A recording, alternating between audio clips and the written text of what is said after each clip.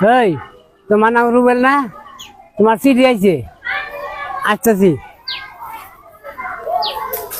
কেরা চিঠি পাঠাইছে? কেরা বাড়াবে তা তো কম না, নাম হলো স্বপ্না।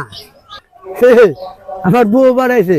কাকু আমি তো লেখাপড়া জানি না, চিঠি আইলে আমি অন্য মানুষ দিয়ে পড়াই, চিঠিটা আবার পড়ে দেন। কি ঝামেলায় ফালান।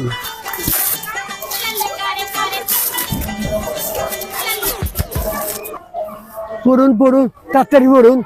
তুলে লেখাপড়া জানি না, ভুল কিছু বোঝাই কিছু টাকা পয়সা নেন না। প্রাণপ্রিয় স্বামী, কেমন আছেন? আশা করি ভালো আছেন। আল্লাহর রহমতে আমরাও ভালো আছি। একটু টাকার সংকটে আছি। ছেলে মেয়ের স্কুলের বেতন বাকি, মোবাইল এমবি নাই, বাড়িতে বাজার সদাই নাই। যদি পারেন এটিএমের মাধ্যমে 10,000 টাকা পাঠাই দেন, তাহলেই আমরা ওই টাকাটা পাবো। এটি আপনার প্রিয়তমা স্ত্রী স্বপ্না।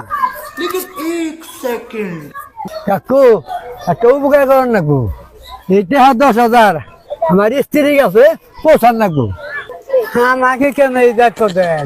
এটা একটা কঠিন দায়িত্ব। না কাকু, এইটা 10,000 আমার একটু পৌঁছা দিলে খুব উপকার হবো। ঠিক আছে, আপনার যখন উপকার হবো, ঠিক আছে তাহলে যাই। আচ্ছা বুদ্ধি করে 10,000 টাকা কামাই করলাম। বউ একটা চিঠি পাঠাইছে, নিজে না পড়া হালে কেবো, মানুষটা পড়াইলে বারবার শুনতে খুব ভালো লাগে। রাস্তা আমার চিঠিটা একটু পড়ে দাও। लेकिन ये साला कर क्या रहा है यहाँ पे?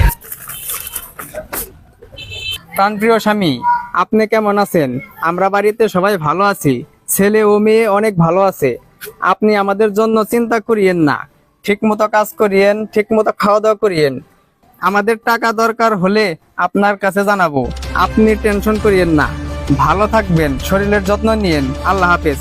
ইতি আপনার প্রিয়তমা স্ত্রী স্বপ্না।